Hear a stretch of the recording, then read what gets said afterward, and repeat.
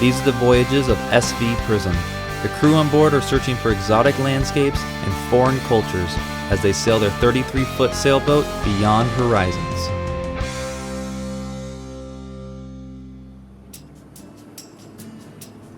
We left Honeymoon Cove with calm conditions and began our motor up to Bandre Bay.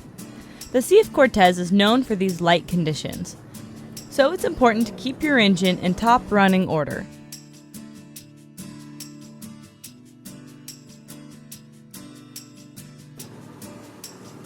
As you probably know by now, we usually like to sail, even when it's light, but using the calms between these northers lets you make a lot of northerly progress in a relatively easy way. One of our favorite things about cruising is the exposure to marine life, namely dolphins. Nothing quite puts a smile on your face like a pod of dolphins passing you underway, or when you see a few splashing around in your bow wake. While cruising, you will see a multitude of different kinds of dolphins, and it's fun to identify them. These Pacific common dolphins seem to be the most common in the sea, hence the name. But that doesn't take away how excited we are to see them every time.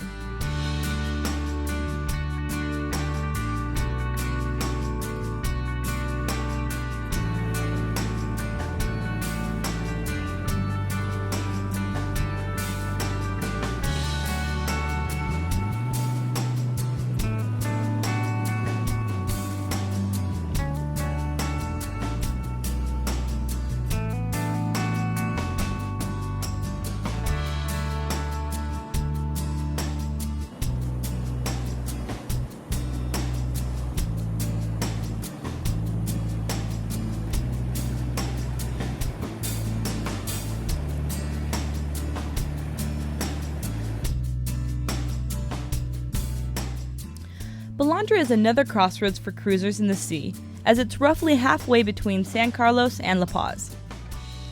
With great protection and stunning views, it's no wonder why cruisers hang out here.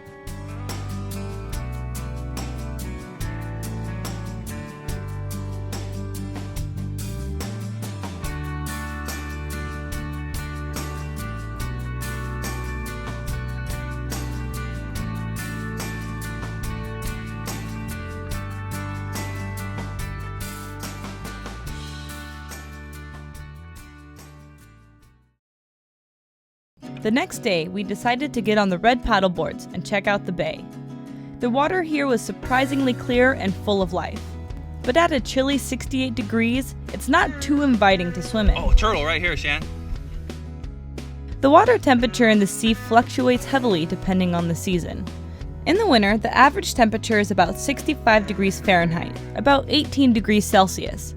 And in the summer, the sea temps in the northern sea can reach up to 95 degrees Fahrenheit, or 35 degrees Celsius. During the normal cruising season of November through May, the water may be a bit cold in the sea, and that's why most cruisers sail to mainland Mexico in search of warmer water during the winter. Bandre also features a small estuary that's only really accessible by kayak or stand-up paddleboard. This is where the SUPs really come into their own. With their limited draft and easy maneuvering, exploring the shallow estuary silently and peacefully was a real joy.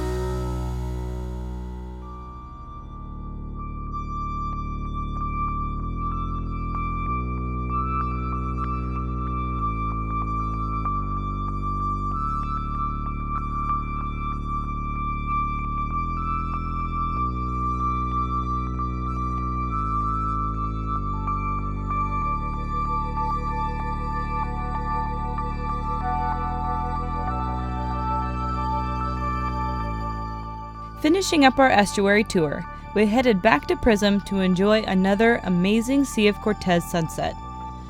Only for this sunset, John wanted a slightly different vantage point.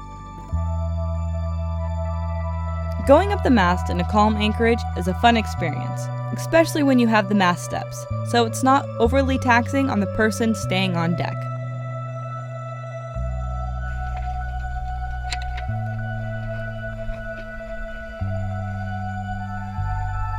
It's kind of a pretty cool place to hang out, actually, if you have a bitchin' sunset like we're having right now behind us. Being 50 feet up off the water all of a sudden is pretty cool. Getting a really cool aerial of the anchored boats around us too. But it's just a cool perspective to have.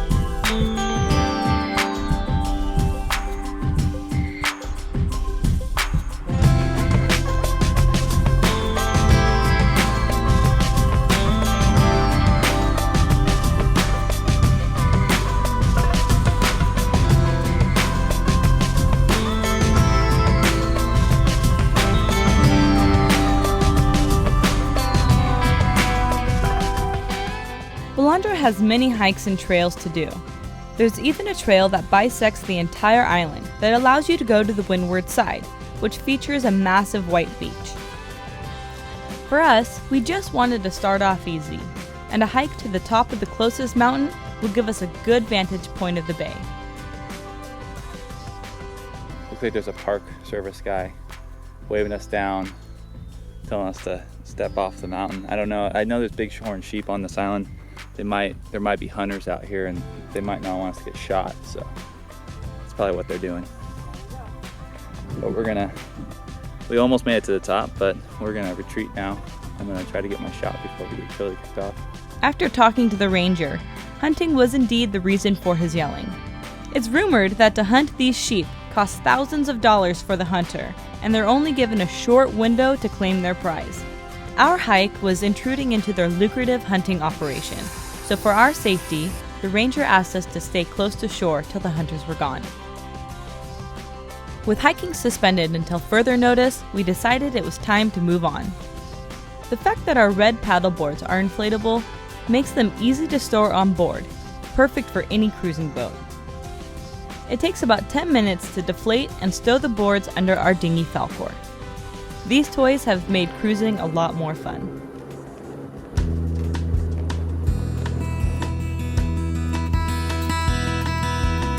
On our way to San Juanico, we had ideal light wind sailing conditions. With the breeze on our stern quarter, we switched out the drifter for the spinnaker and made good time heading north.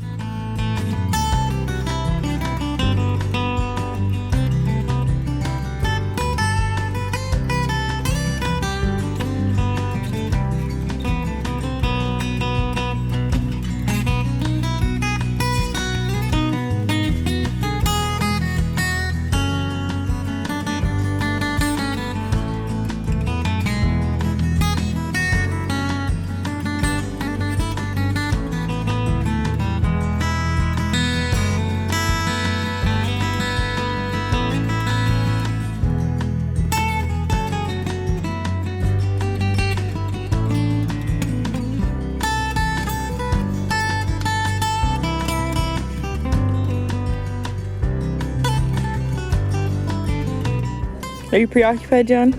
hair preoccupied with my life right now. I need to catch that dinghy.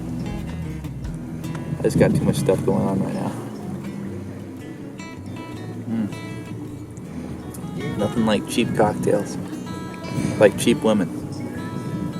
San Juanico is another favorite spot amongst cruisers, and it's also a great jump off and receiving point for sailors going to and from San Carlos or Guaymas. With great hikes, clear water, and lots of wildlife, many boats stay here for weeks on end, and it's no mystery why. The next morning, we were met with strong north winds. When the winds are over 10 knots, it's very difficult to row against, and our 1.5 horsepower outboard just doesn't have enough power either. So we decided to stay on board and do boat chores. Today's kind of a sad day in the sense of we are in beautiful San Juanico. It is gorgeous out. It'd probably stay gorgeous probably for the rest of the week too. But sadly, my producer back home, that I didn't think I was gonna be working anymore for a little bit, but Jeff has been talking to me, and he's more persuasive than the Third Reich, so he's convinced me to come back to work this summer, but the work starts in just under 20 days, so we need to get up to the Guaymas area, haul the boat, pack up the boat, store the boat, get on a bus, get to Phoenix, then take a plane to Phoenix to Fresno. Seems like a fair amount of time, but when you're on a boat that only does, 4 to 5 knots, you really have to think these things out. And with the decision made, we left San Juanico. With steady north winds, we tacked our way north comfortably. But as the sun began to set, the wind slowly vanished. As soon as we kicked the engine on, we were met with old friends once again, the dolphins.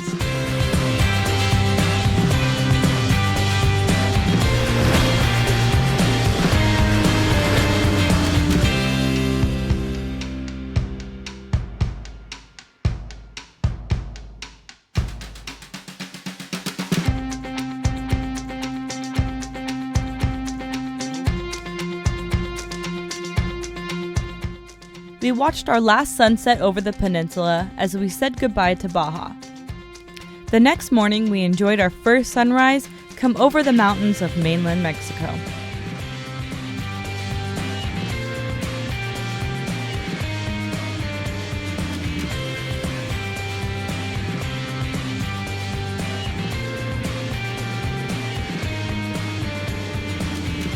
Working our way into the mouth of Guaymas Harbor, the commercial traffic began.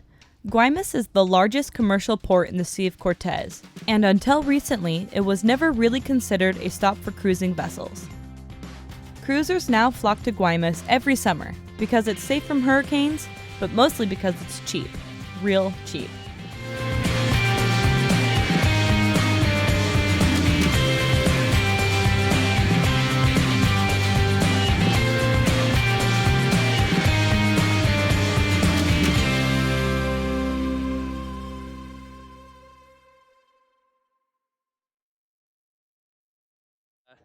Shannon and I just pulled a dinghy up on the shore. Guaymas is has a very distinct smell of rotting flesh, burnt trash, and bird shit. On the shore here, I'm guessing these are ray carcasses? I don't know. There's a giant fishing fleet right there that's anchored. Prism's off of that fishing fleet. The only landing, there's not a landing mentioned on the city side, so we're gonna go talk to Gabriel over at the boatyard that we plan on hauling our boat out. We kind of hid the dinghy underneath the trees over here as best as possible because we don't want to lose it. Not saying that there's a bunch of thieves around here, but who knows?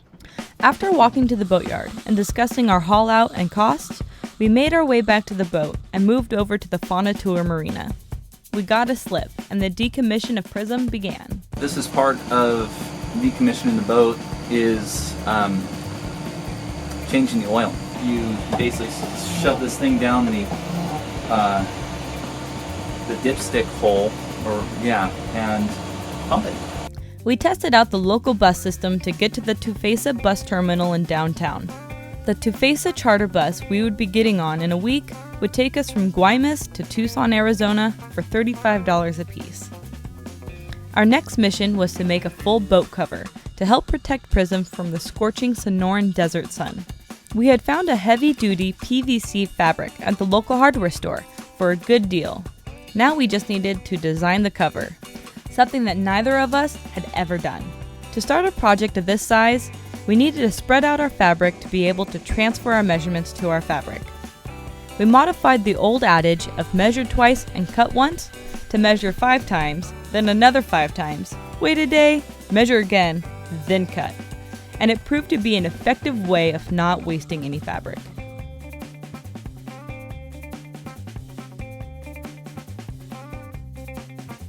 The economy in Guaymas was not exactly booming, leaving most of the office space and buildings vacant.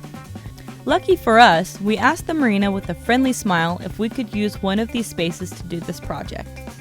The friendly staff was happy to help us.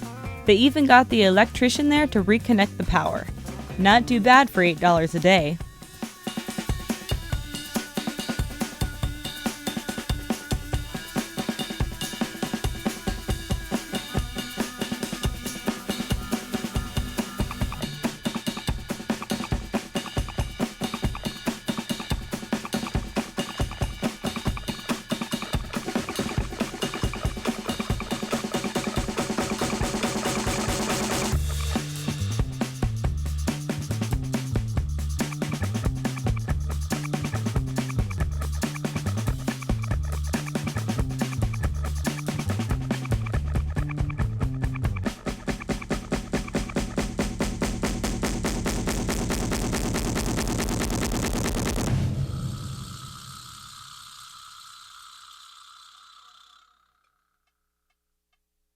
With our boat cover made and most of Prism put away, we motored over to the other side of the bay, where Guaymas Marina is located, also known as Gabriel's Yard.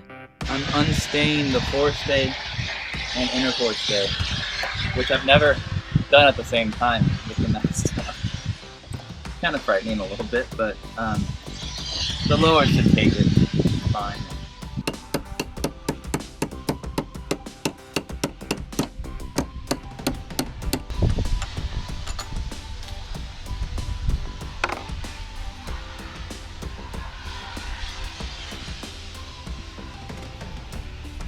No sudden movements. They're gonna come and haul us out, and all of this erosion and everything is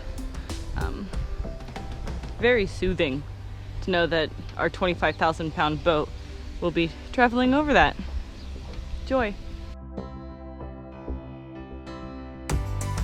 With the forestay off Prism, we waited for her turn to be lifted. With crossed fingers, John directed the lift operators where to put the straps, as they slowly defied gravity by lifting Prism's 25,000 pounds out of the water. Once we were on our stands, we began doing the final steps of decommissioning, namely going aloft and protecting all that you can with aluminum foil to help protect from the sun and heat. We were going back to land life for a while and would miss Prism every day. But we knew we'd be back and even more ready to continue our adventure south.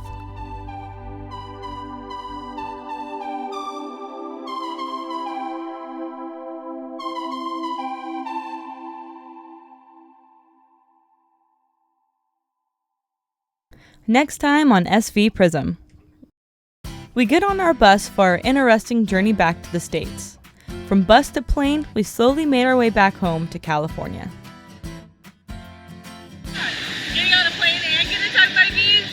Of course, our first stop that needs to happen is In-N-Out. Once home, the work began. John begins shooting for National Geographic, and I go back to our old stomping grounds in Berkeley to begin a giant project on the family boat. Putting over 10,000 miles on our newly acquired 4Runner, we wrap up our 7-month stay in the States and drive back to Prism with a long-lost crew member. I'm seeing millions of dead baby cockroaches.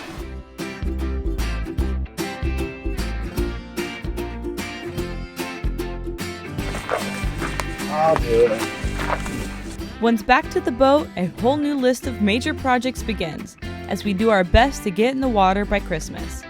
Thank you all for watching, and a big thanks to all our supporters. You make these videos possible. Until next time, fair winds and following seas.